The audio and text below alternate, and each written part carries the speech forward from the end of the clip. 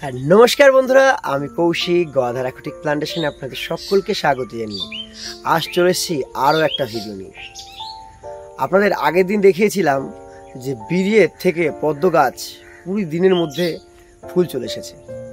তো আজ দেখাবো আপনাদের বীজ থেকে কিভাবে গাছ করলে আপনারা ঠিক 20 দিনের মধ্যে ফুল পেয়ে যাবেন এবং কীরকম বীজ দরকার আর কীরকম বীজ কিভাবে জার্মিনেট করে কীরকম জায়গায় লাগাতে হবে পুরো ভিডিওটাই থাকছে। তো একেবারে ভিডিওটা স্কিপ না করে দেখতে থাকবেন, তাহলে আপনারা পুরো বিষয়টা বুঝতে পারবেন, না হলে কিন্তু অনেক কিছু স্কিপ করে যাবেন। আর বীজ থেকে গাছ করার পরে আপনারাও কিন্তু ফুল পাবেন না। অনেকেই বীজ থেকে গাছ করছেন, ফুল পাচ্ছেন না, 1 বছর 2 বছর হয়ে যাচ্ছে, ফুল পাচ্ছেন না। কিন্তু আমার প্রসেসে গাছ করলে এবং যে বীজ দিয়ে আমি গাছ করছি সেরকম বীজ থেকে গাছ করলে আপনারা 1 মাসের মধ্যে রেজাল্ট পাবেন, এটা আমার গ্যারান্টি। তা চলুন, আপনারা দেখতে পাচ্ছেন এগুলো, এই যে এখানে রয়েছে বীজগুলো, এগুলো হাইব্রিড পদ্মের বীজ,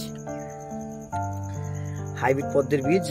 তো দেখছেন এখানে কিছু বীজ অঙ্কুরিত হয়ে আছে, এই যে কি সুন্দর, এখান থেকে একটা করে পাতা বেরিয়ে গেছে এবং দেখুন এগুলো পাতা বেরোচ্ছে একটা করে।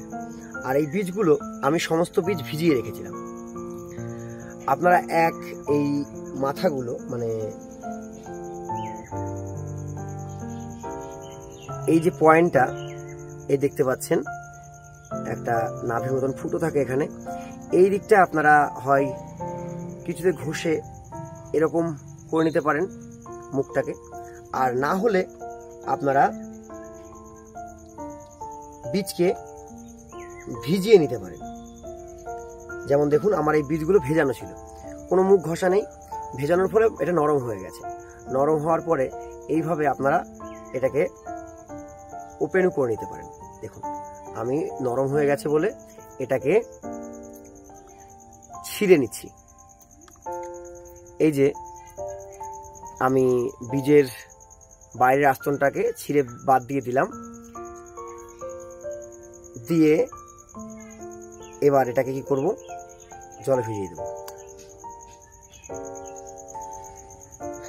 তো আমরা এইভাবে এগুলোকে আমি যেমন ছিঁড়ে নিয়েছি এইভাবে আপনারা ছিঁড়ে নিতে পারেন, তারপরে আবারও জলে ভিজিয়ে রাখবেন। এই যে দেখুন সমস্তটা এবার জলে ভিজিয়ে দিচ্ছি।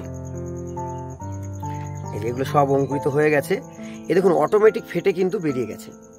আপনাদের বলেছিলাম যে হাইব্রিড পদ্মের বীজ অনেক নরম হয়, এরা কিন্তু তাড়াতাড়ি স্পাউটেড হয়, দেখুন সব স্পাউটেড হয়ে গেছে। আমি আগে থাকতে মুখ ফাটিয়ে দিয়েছিলাম, এখান থেকে এগুলো ছিঁড়ে বাদ দিয়েছিলাম, দেখুন মুখ ফেটে দেখুন কি সুন্দর গাছ বেরোচ্ছে। তো এরকম সবই দেখুন এই অটোমেটিক, একে কিন্তু আমি ফাটাইও নি প্লাস ঘষেও দিইনি, এটা থেকে কিন্তু অটোমেটিক গাছ বেরিয়ে যাচ্ছে। তো চলুন এর পরবর্তী স্টেপ আমরা দেখাবো। এগুলোকে সব এবার জলে ভিজিয়ে দিই, এই যে সব জলে ভিজিয়ে দিলাম।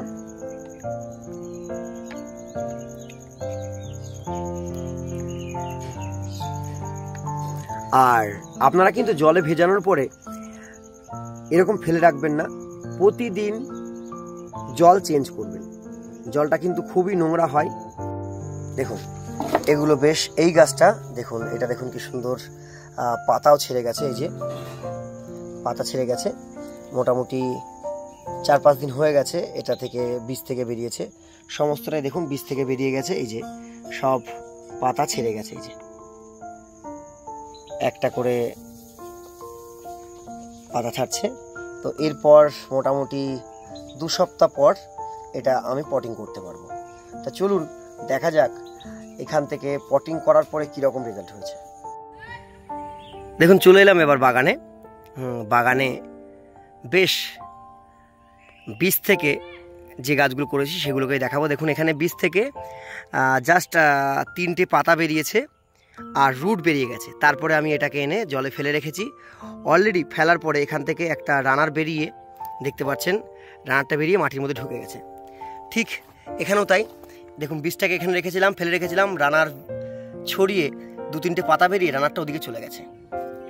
এইভাবেই 1 দিন 2 দিনের গাছ আস্তে আস্তে ডেভেলপড হয়ে এখানেও তাই দেখুন, 3টে পাতা বেরিয়েছে, একটা রানার এই যে বেরিয়ে গেছে, রানারটা মাটির মধ্যে ঢুকে গেছে। অটোমেটিক এগ গ্রো করে ঠিক আস্তে আস্তে এরকম রূপ ধারণ করবে। অনেকগুলো ফ্লোটিং লিফ বেরোবে, তারপরে স্ট্যান্ড লিফ বেরোবে, তারপরে ফুল চলে আসবে। এখানে যে গাছগুলো দেখছেন এগুলো সমস্তটাই আমি রথের আগে বসিয়েছি, তো 1 মাসও হয়নি। কোনো গাছের ডেভেলপ খুব ভালো, কোনো গাছের ডেভেলপ খুব একটা ভালো নয়, কারণ প্রতিটা সিডের গ্রোথ একরকম নয়।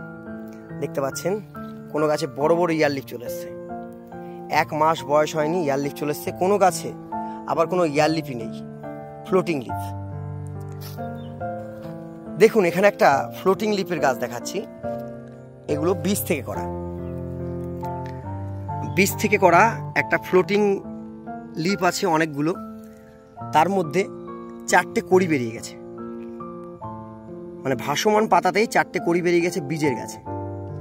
এরকম আরও 2-1টা গাছ আছে যেখানে ভাসমান পাতাতেই কড়ি এসছে, আবার কিছু গাছ আছে অনেক ইয়ার লিফ চলে এসছে কিন্তু এখনো কড়ি আসেনি বীজের গাছ থেকে।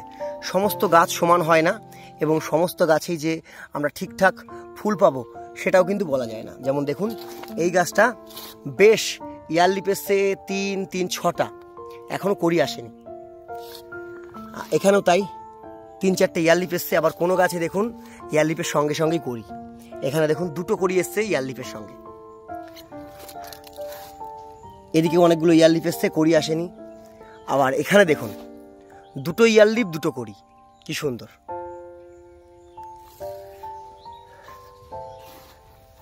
এখানে বিশাল বড় 2টো ইয়ার লিফ চলে এসছে কিন্তু কড়ি আসেনি। আর এর থেকে লেদা পোকা আক্রমণ করেছে, তো আমি পাতাটাকে কেটে ফেলে দিলাম। এটা তো অনেকগুলো পাতা এসছে। কিছু কিছু গাছ খুব সুন্দর গ্রোথ করেছে এবং কিছু কিছু গাছ গ্রোথের সঙ্গে সঙ্গে কড়িও নিয়ে চলে এসেছে। যেমন এখানে একটা দেখালাম যে ফ্লোটিং লিপেই করি, স্ট্যান্ড লিপ এখনো আসেনি, তার মানে গুড ব্লুমার, মানে গুডের থেকেও গুড, মানে ভেরি গুড ব্লুমার। এখানে ইয়ার লিপের সঙ্গে কড়ি এসেছে। এখানে দেখুন এও তাই, 3টে ইয়ার লিফ 3টে কড়ি। এদিকে আর একটা ইয়ার লিফ, সেটা তো আশা করি কড়ি আছে, না কড়ি দেখা যাচ্ছে না। 3টে ইয়ার লিফে 3টে কড়ি এসছে। এদিকেও তাই, বেশ 3-4টে ইয়ার লিফ আসার পরে 2টো কড়ি এসেছে। এই যে একটা কড়ি, এখানে আরো একটা কড়ি। এদিকেও দেখুন 2টো ইয়ার লিফ এসছে, মানে পুরনো একটা ইয়ার লিফে কড়ি এসেছিল, নতুন ইয়ার লিফে এখনো কড়ি দেখতে পাইনি, হয়তো আছে নিচে। আবার এই গাছটাতে কিন্তু অনেকগুলো ইয়ার লিফ এসছে, কোনো কড়ি নেই। যেটা আপনাদের বোঝাতে পারলাম যে বীজ থেকে গাছ করা খুব ইজি, এবং বীজ থেকে গাছ করলে প্রতিটা গাছের কিন্তু রেজাল্ট সমান নয়। প্রতিটা গাছেই আপনারা ঠিকঠাকভাবে ফুল পাবেন কি পাবেন না, এটা বীজের উপরে নির্ভর করছে। দেখুন মাটিতে সব মিডিয়া তো একই রকম, কিন্তু একই দিনে বসানো, কিন্তু কোনো গাছের গ্রোথ হয়েছে, কোনো গাছের গ্রোথ হয়নি, কোনো গাছে কড়ি চলে এসছে, কোনো গাছে কড়ি আসেনি।